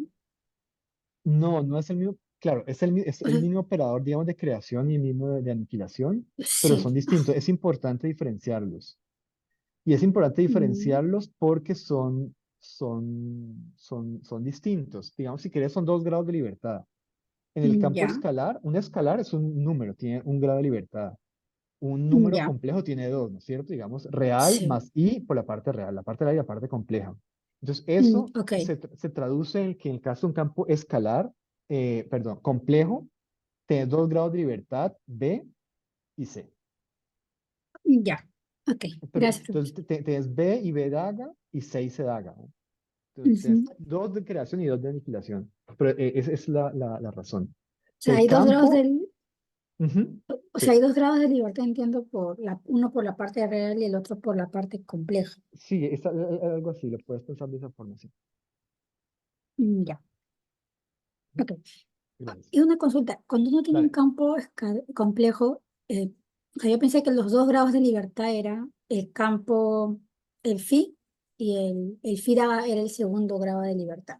El phi conjugado, perdón. O Sí, yo lo estaba no, no, entendiendo. es eso, es exactamente lo mismo. Pero puedes pensar un número complejo como tiene 2 grados de libertad, pero puedes siempre ver un complejo como 2 grados de libertad reales. Un grado de libertad, un grado, digamos, ¿cómo lo pongo? Eh, si un número complejo tiene 2 grados de libertad reales. Ujú. Sí, Entonces acá sí que lo puedes ver como B y C diferentes o como phi y phi complejo conjugado, pero ya. es lo mismo. Mira, en el caso de acá, creo que había puesto aquí A, esto es el caso escalar real. Entonces aquí solo tengo Ujú. un A, tengo A y A dagger. Sí, ¿Y por qué solo tengo eso? Porque el phi es el mismo de phi estrellita, son los ya. mismos. Ok. Aquí son Ujú. distintos. Phi y phi estrella son distintos, entonces estos dos bichos tienen que ser diferentes. Ya, ya. Es Ujú. simplemente eso, es que esto como 2 grados de libertad. Claro, aquí no son realmente 2 grados de libertad, porque son infinitos grados de libertad. Entonces, dos veces Ujú. infinitos. Ok. Ya, profesor, gracias. Listo, gracias. ¿Más preguntas? Una pregunta. Sí, eso, Dale. creo que el Tom decía que esa parte estás buscando que en este caso sea no hermitiano, parece. Hermítico, ajá. Pero pues por el hecho que estás tratando con un campo complejo, entonces ya no buscas que sea hermítico, ¿no? Entonces, creo que pues buscaban que era distinto, tanto el campo como complejo. En el Pero real, como espérate, que pues el real buscabas que sea hermítico, ya, chévere. O bueno, algo así lo mencioné entonces, se dice pero es que dado no que te el entendí. ¿Qué dijiste? ¿Qué no tiene que ser hermítico? claro, acá como que no, ya no es hermítico, ¿no? El campo. No, hermitiano, perdón. Sí, ¿Cierto? hermítico. Claro, ¿El campo no es hermítico? claro, o sea, si es que tú menciona algo así, dice que dado que este campo ya no es real, entonces su correspondiente campo cuántico es no hermitiano. Y luego pone ese argumento para decir de que justamente esos B y esos Edaga tienen que ser distintos.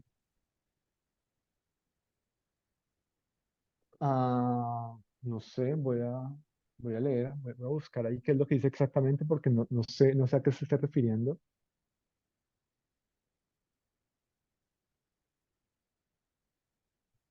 Claro, porque o sea, yo recuerdo que en cuántica cuando vi estos operadores, mm, buscabas que sean hermíticos de alguna manera para tener autovalores reales, ¿no? Observadores Sí, reales.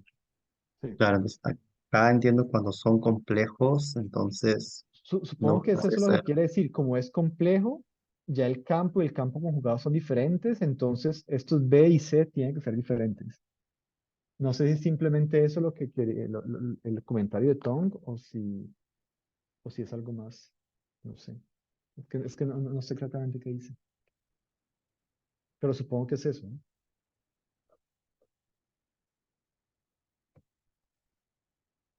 Vale, vale. Vale. Entonces, estos dos operadores de creación, el B y el C, crean dos tipos de partícula de igual masa. Ujú. Y estas dos se interpretan como una partícula y una antipartícula.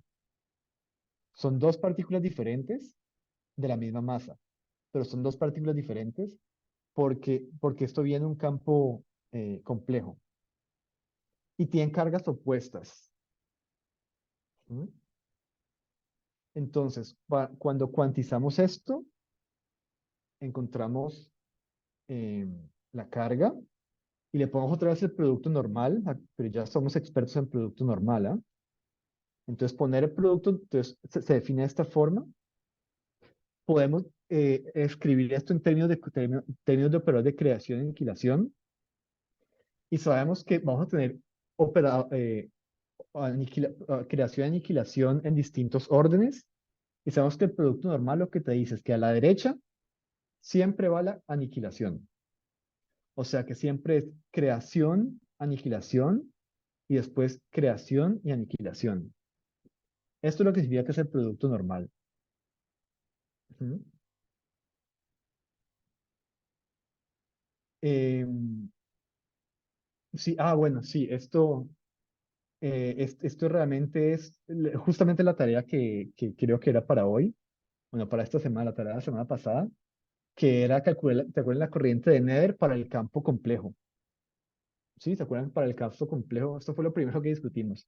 Tiene la simetría U1, que es este bicho de acá, y se puede calcular de esta forma, la corriente es esto, significa que la carga es esto, y esto que estoy poniendo acá es exactamente la carga.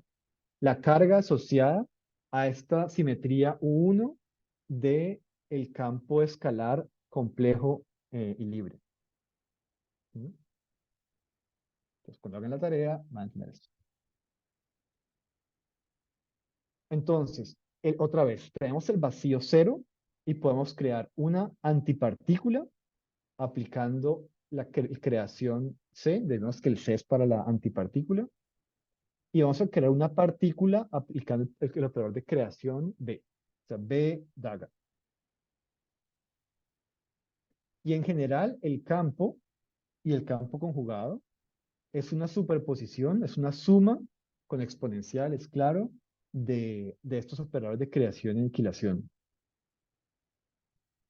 Ujú. Y esto es lo que vamos a ver, pero creo que para que esto sea totalmente claro, vamos a hacer la misma cosa, pero ahora con la dependencia temporal. Acuérdense que hasta ahora estamos trabajando con con, en, en la formulación de Schrödinger, donde los campos no dependen del tiempo. Entonces, en particular, acá vemos que estos son productos escalares en tres dimensiones. Pues pongo flechitas. X punto P. Aquí no hay tiempo. Entonces vamos a ir a considerar la dependencia temporal, ahora pensando la formulación de Heisenberg. Entonces, justamente lo que dije ahora. Entonces, vimos el campo escalar, o sea, el campo de Klein-Gordon, ya sea real o complejo. Entonces, hemos visto hasta ahora siempre la representación de Schrödinger significa que los campos y los momentos conjugados solo dependen de la posición.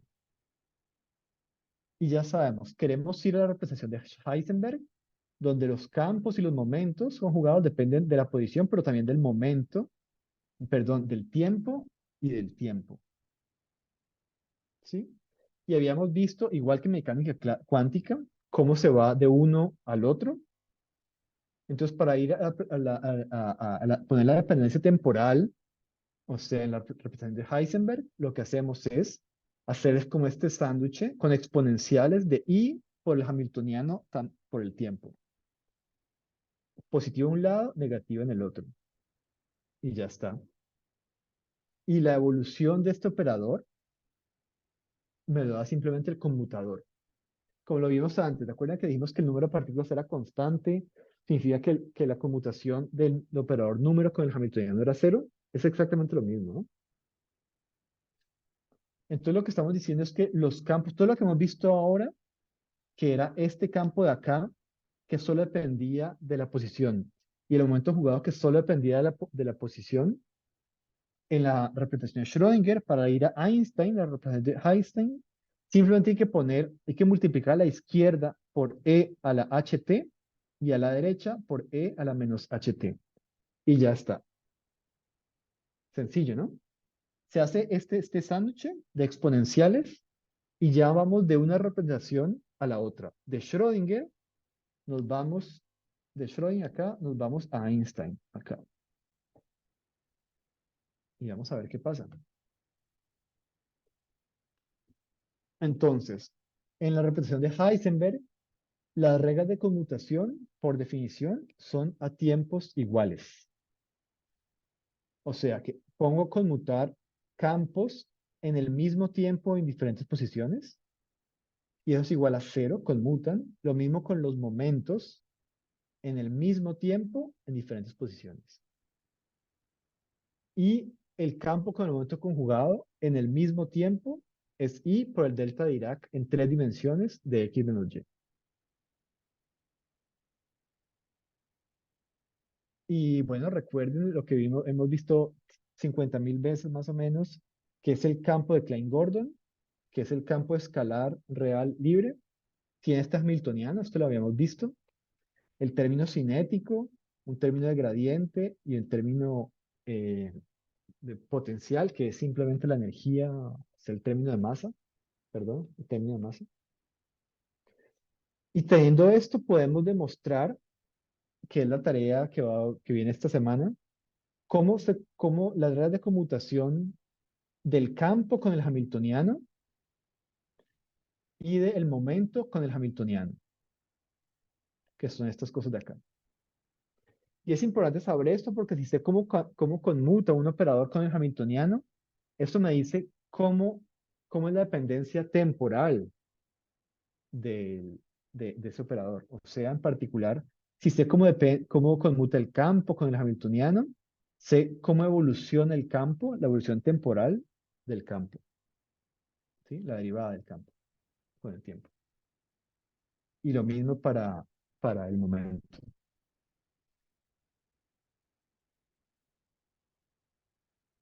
Exacto. Y aquí volver a encontrar la ecuación de Klein-Gordon, que es básicamente esto, ¿sí? Calculando la segunda derivada del campo. ¿Sí? La segunda derivada del campo, vuelvo a derivar esto, o sea que me da la derivada de esto, de pi, y la derivada de pi es esta cosa de acá, que es la ecuación de Klein-Gordon. ¿Está bien? Bueno, falta poco, ¿ah? Coraje. Nadie todavía, ¿no es cierto? No. ¿Sí? ¿Me escuchan? Sí, se escucha. Sí, profe. Ah, listo. Vale. Ahora, lo que vimos acá, me devuelvo dos diapositivas. Ups, muchas. Ay, esto, me devuelvo dos. Y vimos que lo que vamos a hacer es ver la dependencia temporal. Entonces lo que dijimos, tenemos el campo de antes, multiplicamos a la izquierda por e a la IHT y a la derecha por e a la menos IHT. Y es exactamente lo que vamos a hacer. Tengo el campo ahora en la representación de Heisenberg, que es cuando depende también del tiempo. Entonces tengo el campo de antes y lo multiplico a la derecha por e a la menos IHT y a la izquierda para la parte del operador de aniquilación y para el operador de creación. Igualito. ¿Mm? Es simplemente lo que dije antes. Tengo el campo en Schrödinger, o sea que no depende del tiempo, y a la izquierda lo multiplico por e a la IHT y a la derecha por e a la menos IHT, y yo puedo meterlo acá porque lo único que me van a... tengo que tener cuidados con los operadores. Esta exponencial, eso es un número, ¿ah? Eso no tiene nada, conmuta con todo. Solo tengo que tener cuidado con los operadores de creación y aniquilación. Y este bicho de acá lo puedo escribir porque sé cómo conmuta de esta forma. Y este bicho de acá lo puedo escribir de esta forma. Se ve raro, ¿no es cierto? Pero entonces aquí se puede mostrar. Y veámoslo cómo. Entonces, sabemos cómo, vamos a hacer la demostración. Empecemos de acá. Sabemos cómo conmuta H con A, con la aniquilación, que es esto de acá. O sea, que H por A, ¿sí? Si esto lo puedo escribir, esto es H por A más A por H, menos A por H, perdón. Entonces, significa que H por A es A por H menos E. Sí, hamiltoniano menos su energía. Esto lo hago una vez, pero lo puedo hacer muchas veces. De hecho, por recurrencia puedo encontrar que si lo hago muchas veces, me va a dar H a la N por A, y es esta cosa de acá, con estos paréntesis a la N. Y ahora, si pienso como una exponencial de I a la HT, esto es raro porque tengo una exponencial de un operador. Y la exponencial de un operador, yo no sé eso qué significa en general, ¿no? No sé, eso es raro. Sin embargo, eso tiene sentido si uno lo piensa como que la exponencial es una suma, ¿no es cierto? Una suma infinita de n de 0 a infinito de el bicho de acá, o sea, de I a la HT a la N dividido N factorial. Eso es simplemente la expansión de Taylor. Bueno, no, la expansión de la exponencial. Entonces, para pasar de aquí a acá, no hice nada. Simplemente la expansión. Como es una expansión infinita, esto es exactamente igual. Esto no hay ninguna aproximación acá. Y entonces ahora Hn por A, ya sé lo que es, porque lo calculé acá arriba. Es esto de acá. Entonces, sé que este bicho de acá es esto de acá. Entonces, sé exactamente qué es. Yo puedo encontrarlo, ¿ah? La exponencial de IHT aplicado en la aniquilación es básicamente la aniquilación por E a la I, H menos E por T. Yo hice como una conmutación, pasé esto, aquí estaba a la derecha y aquí lo pasé a la izquierda, y el precio a pagar fue que me tocó meter esta energía. Y esto es exactamente lo que hago acá para encontrar esto, que exponencial positiva aniquilación por exponencial negativa es esto de acá. ¿Sí? Esa es la idea de cómo hago para llegar de un lado al otro, que es justamente esto que puse acá. Entonces, esto que puse acá es esta primera línea de acá arriba. Entonces aquí demuestro que esto de acá es simplemente esta cosa de acá. Fíjense aquí simplemente estoy haciendo un cambio, básicamente moviendo las cosas de un lado para el otro. Aquí no hay nada de física, es simplemente cómo conmutan los operadores. Entonces, todo esto es simplemente para ver cómo, cómo, cómo es el mismo campo, pero en la representación de Heisenberg, donde depende del tiempo. Entonces, esto de acá es esto mismo de acá.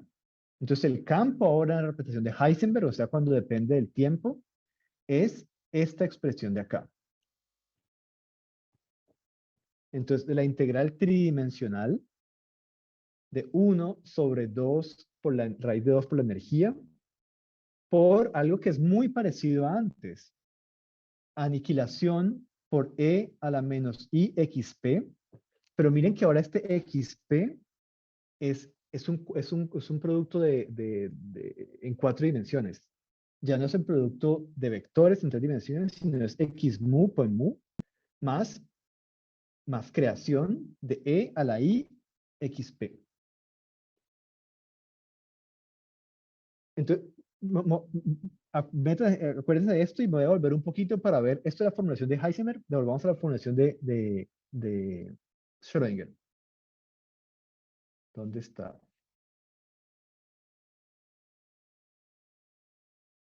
Mira, es casi que lo mismo. La diferencia grande está acá. Que esto acá es productos escalares en 3 dimensiones. Esto es representación de Heisenberg, de Schrödinger, perdón, que solo depende de la posición. Entonces tengo un producto escalar en las posiciones. Ahora me voy más abajo. Y es básicamente lo mismo. Ahora estamos en la representación de Heisenberg, donde depende del tiempo también. Tengo básicamente la misma expresión, pero ahora esto es en 4 dimensiones.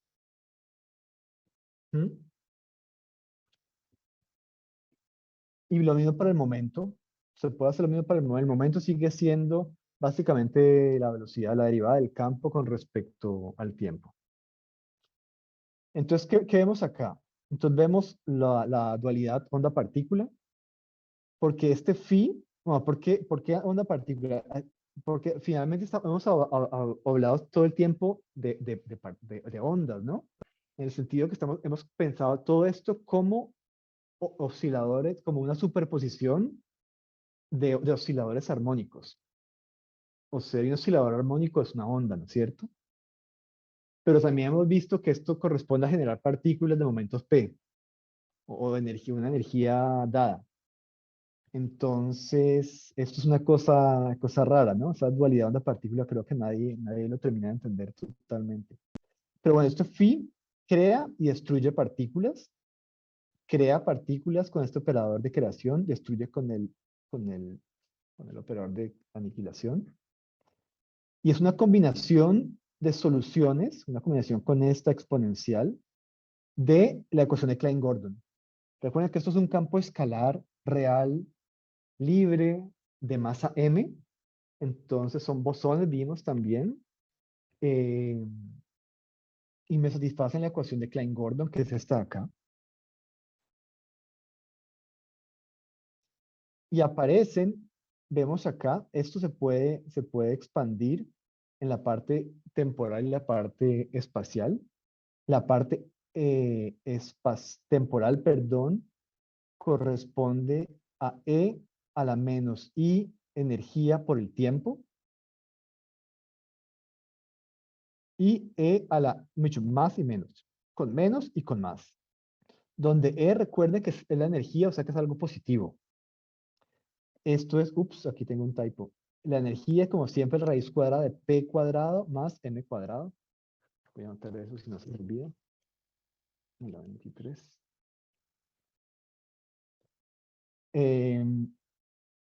Donde la energía es siempre positivo. Otra cosa, este phi ya no es una función de onda como en mecánica cuántica. En mecánica cuántica hablamos de funciones de onda. Aquí ya no es una función de onda, esto no es mecánica cuántica, esto es teoría de campos, teoría cuántica de campos. Entonces phi es un campo cuántico. Entonces, otra vez, estos dos términos de acá, el primero corresponde a la aniquilación, o sea, la destrucción de una partícula de energía EP, si quieren de momento P, o sea, de energía E, P. Y este segundo término me va a crear una partícula de tal energía. Entonces el campo simplemente lo que hace es eso, me crea y me destruye. Entonces si quieren, uno puede pensar esto como una propagación de una partícula. Tengo una partícula de un sitio, me la desaparece y me la crea en otro lado. O sea, está como transportando la partícula. Recuerden que lo que estamos viendo, lo que habíamos visto, sí, lo que habíamos visto esto, piensen, esto es un campo, esto es como una interacción, si quieren, es una partícula de masa m que sigue una línea recta, ¿no? No hay ninguna interacción, sigue su geodésica, entonces ir de un lado al otro significa que es como desaparecer un lado y aparecer en el otro. Entonces, esto es lo que está haciendo este campo. Entonces, una superposición de esto, de funciones de creación y aniquilación, que me crean y me destruyen partículas de una energía dada. ¿Listo? ¿Preguntas? Ya casi terminamos.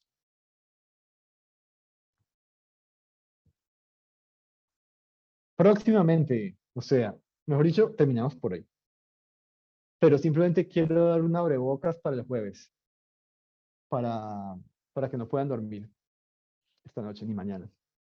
No, simplemente un par de cosas que es bueno que revisen, que las vamos a usar la próxima vez.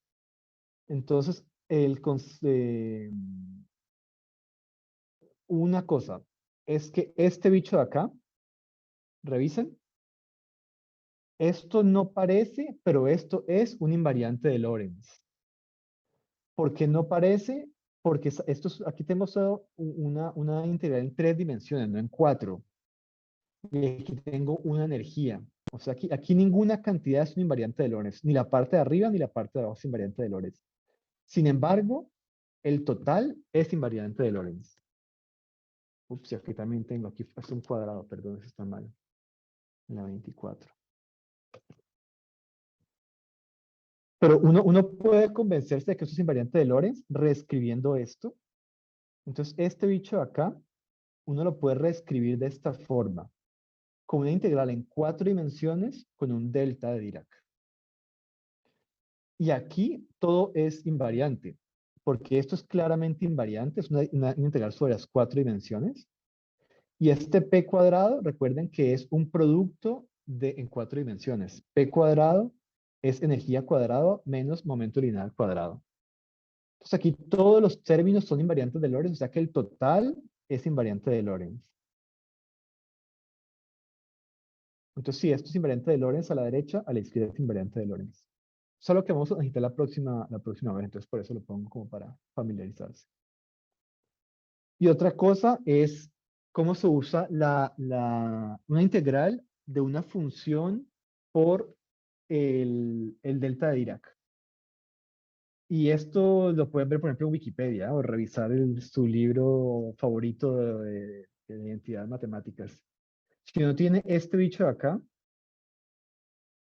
puedo hacer la integral y es simplemente la función evaluada en los polos, en los puntos donde eh,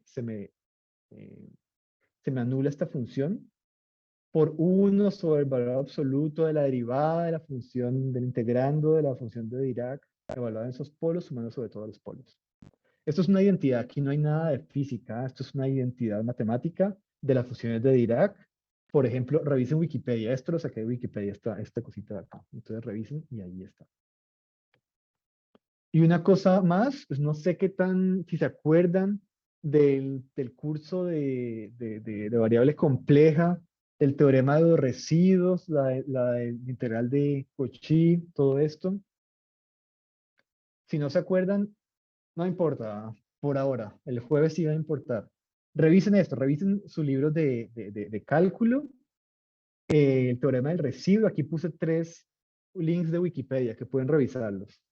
Mejor revisen el libro de cálculo complejo y ya está. Porque para el propagador de Feynman vamos a necesitarlo. van a aparecer integrales de camino en el plano complejo. Y, y entonces vamos a necesitar esto. Entonces, porfa, échenle una mirada, que el jueves lo vamos a necesitar. Listo. Preguntas, comentarios. Terminamos. Aprovechen. Pues sí, a mí no me quedó muy claro la parte en la cual hace la analogía a ¿cómo sería? Hay una parte en la cual define como que cuando tu estado está localizado en el espacio de posición. ¿Acá? ¿Antes? Sí, está mucho más antes. Y lo asoció al paquete de ondas en cuántica, me parece. Ay. ¿Dónde sería? Cuando aplicaba el operador este del campo al estado vacío, ajá. Universidad antes. ¿Aquí? ¿Será? Ajá, sí, ahí. Pues entonces, o sea, esa parte operacional entre aplicar el campo definido con la coordenada X espacial al estado vacío, eso es básicamente como definir el, el ket en el estado X, por así decirlo. O no sé, esa sensación. Sí, sí, eso lo puedes ver así también, claro. Porque aquí, claro, digamos, aquí sería como crear una partícula en la posición X. Y esto es, digamos, esto sería, lo puedes ver como la incertidumbre del momento, ¿no? Porque estoy sumando sobre todos todos los momentos. Entonces, esto es un estado, perdón, con una posición definida, pero sumando sobre todos los momentos. Ok, pero no sé, o sea, matemáticamente no se puede decir que esa parte izquierda es equivalente al ket de X, básicamente, ¿no? En el espacio. Mm, Sí, yo creo que aquí podrías escribir, si eso es tu punto, que esto es igual a algo como el X, con la flechita. ¿Eso es lo que quieres decir? Claro, claro, o sea, tienes que escribir el Sí, espacio, claro. esto, sí, bueno, Micho, algo como esto, como lo que esto que está acá a la derecha. Creo que lo había Ya, puesto en alguna parte acá, ¿no? Tal vez no. No, creo que todo lo hice en el espacio de momentos. Sí, no, tal vez no. Pero sí, sí lo puedes hacer. vale, vale, está muy bien. Y entonces, ahora si quiero ir un poco más general y definirlo en el espacio de las cuadriposiciones, considerando también el tiempo, sería igual ahora aplicar el operador del campo de Klein-Gordon definido en el espacio-tiempo al estado vacío, ¿no? Por- Supongo que sí, pero es que, espérate, Cuando se ¿por qué trabaja querés así, hacerlo en el espacio de momentos? ¿Del espacio de posiciones? o sea, es que ahí, pero acá está el espacio-posiciones relacionado con el espacio-momentum. Y Sí. claro, y acá estás aplicando el operador de Klein-Gordon definido en el espacio, es definido en tus etiquetas de posiciones, que son X. Ujú, Más adelante vimos que podías definirlo ese phi en el espacio-tiempo, o sea, en ese sí, cuadrivector. Ya no sé qué, ajá. Se preguntaba, ahora entonces uno luego define, aquí. ajá, ahora, claro, si yo aplico al final ese operador a mi estado vacío, básicamente estaría definiendo ahora un espacio de Likovsky, perdón, un espacio de Hilbert en el cual estamos considerando un cuadrivector básicamente. ¿Cómo se trabaja de esa manera? Trabaja por separado espacio y tiempo. No, no, el espacio-tiempo siempre lo vas a pensar como una sola cantidad.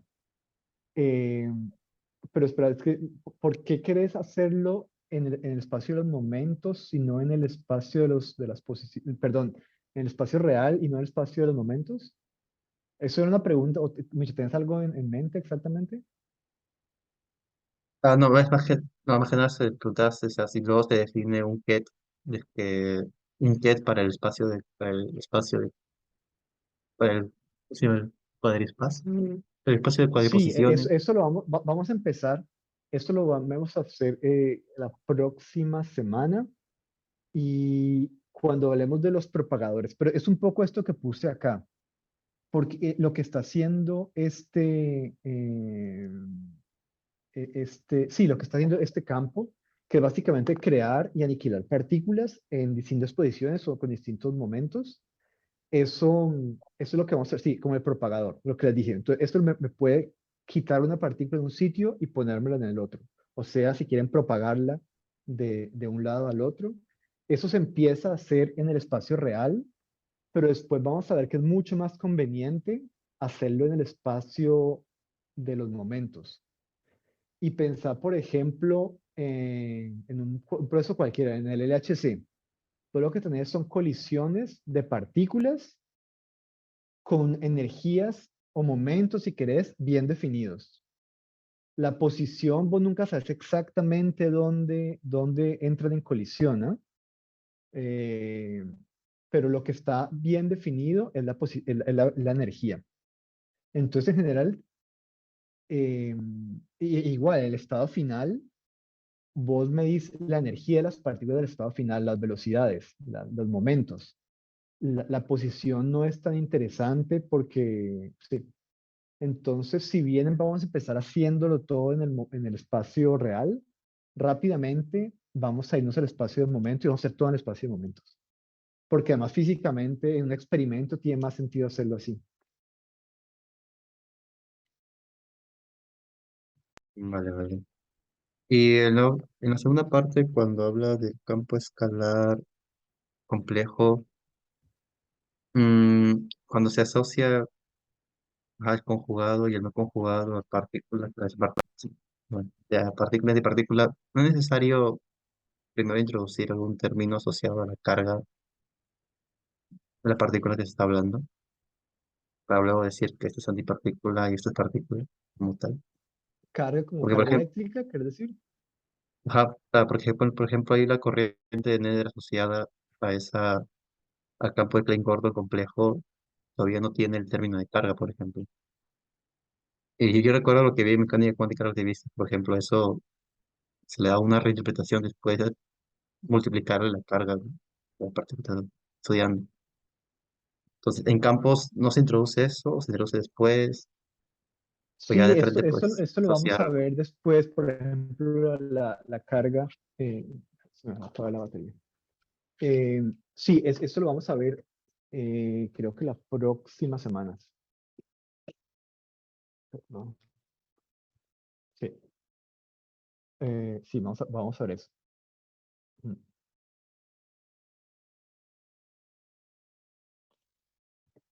Vale, pues, me encargo, pues.